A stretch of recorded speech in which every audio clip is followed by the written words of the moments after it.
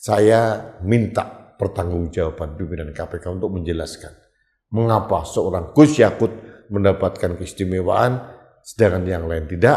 Apakah ini akan menjadi presiden yang terjadi lagi di KPK atau sebaliknya mungkin ini menjadi catatan kepada Presiden Prabowo untuk kembali memikirkan untuk membuat perpu atau menarik undang-undang KPK yang berlaku sekarang atau dikembalikan pada undang-undang yang lama sehingga posisi KPK semakin kuat, kokoh dan tidak terjadi blunder-blunder memalukan seperti yang sekarang.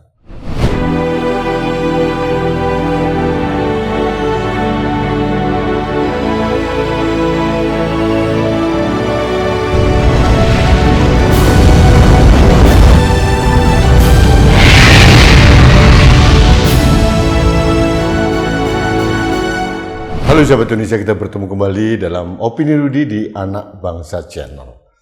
Sahabat Indonesia, mungkin sebagian dari Anda sudah mulai bekerja atau mungkin sedang mudik atau masih di kampung atau masih dalam suasana lebaran. Saya tetap menyampaikan selamat Idul Fitri, mohon maaf lahir batin. Hati-hati menjaga kesehatan, cuaca sedang tidak menentu, mudah-mudahan Anda selalu dalam kondisi sehat dan selalu dalam lindungan Allah Subhanahu wa Ta'ala. Sahabat Indonesia, pada kesempatan ini saya akan membahas tentang blunder KPK, Komisi Pemberantasan Korupsi.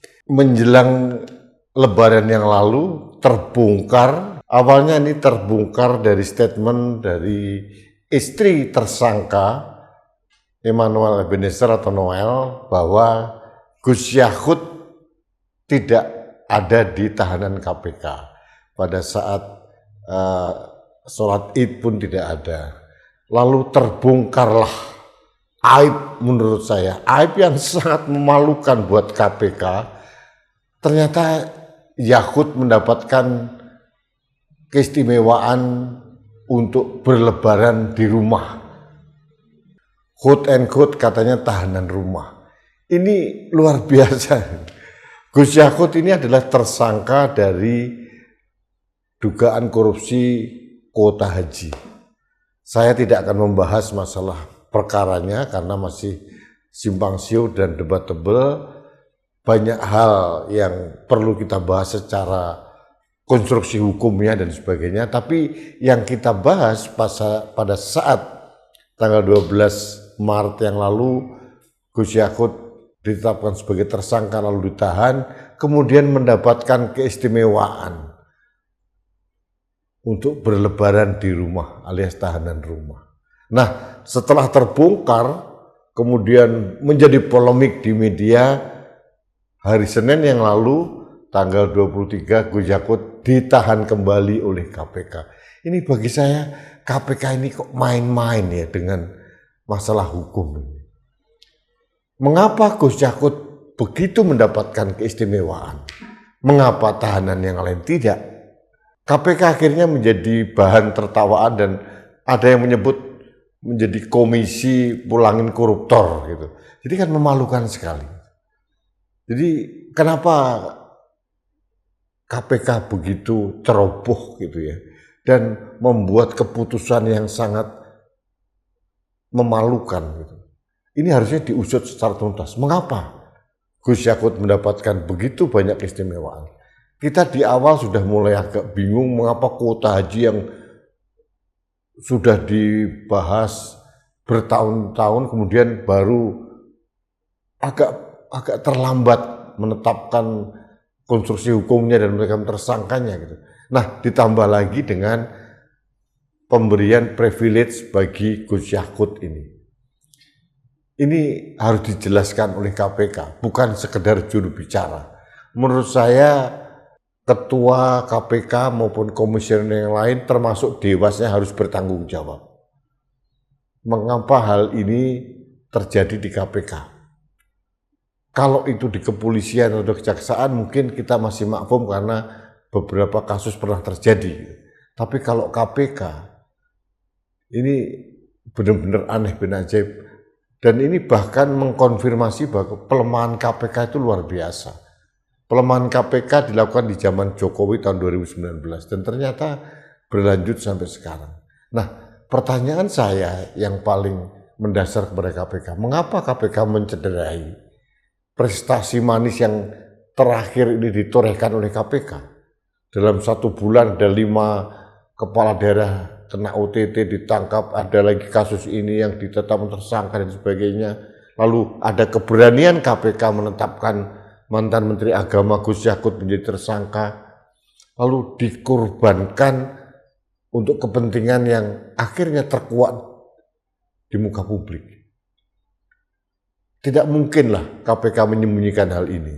Gus Yakut di rumah, kemudian juga mungkin ada beberapa orang yang memfoto suasana lebaran di rumahnya atau bagaimana, pasti akan terbongkar lah.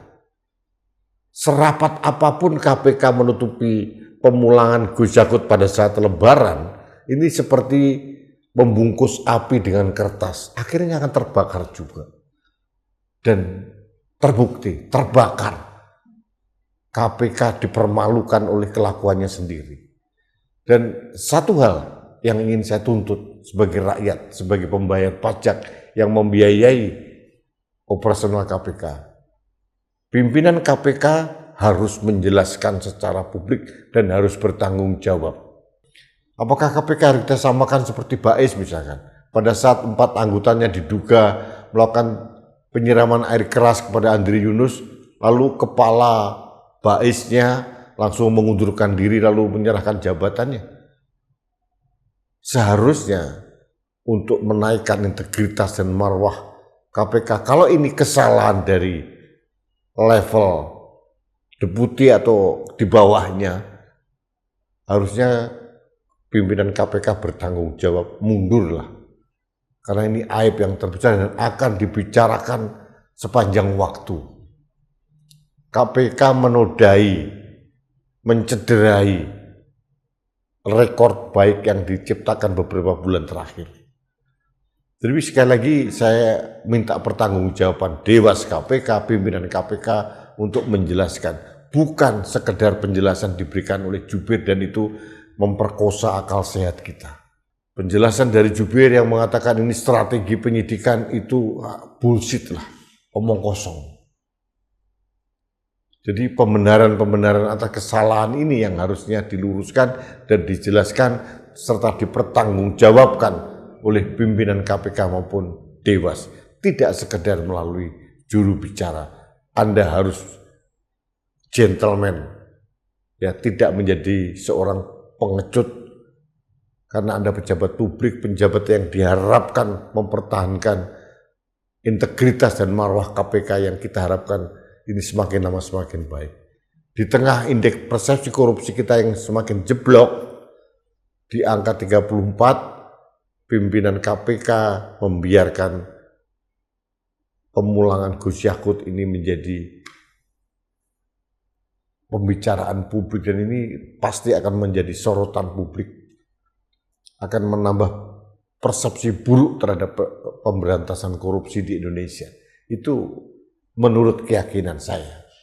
Jadi sekali lagi, saya minta pertanggungjawaban pimpinan KPK untuk menjelaskan mengapa seorang Gus Yakut mendapatkan keistimewaan sedangkan yang lain tidak. Apakah ini akan menjadi presiden yang terjadi lagi di KPK atau sebaliknya mungkin ini menjadi catatan kepada Presiden Prabowo untuk kembali memikirkan untuk membuat perpu atau menarik undang-undang KPK yang berlaku sekarang atau dikembalikan pada undang-undang yang lama sehingga posisi KPK semakin kuat, kokoh dan tidak terjadi blunder-blunder memalukan seperti yang sekarang.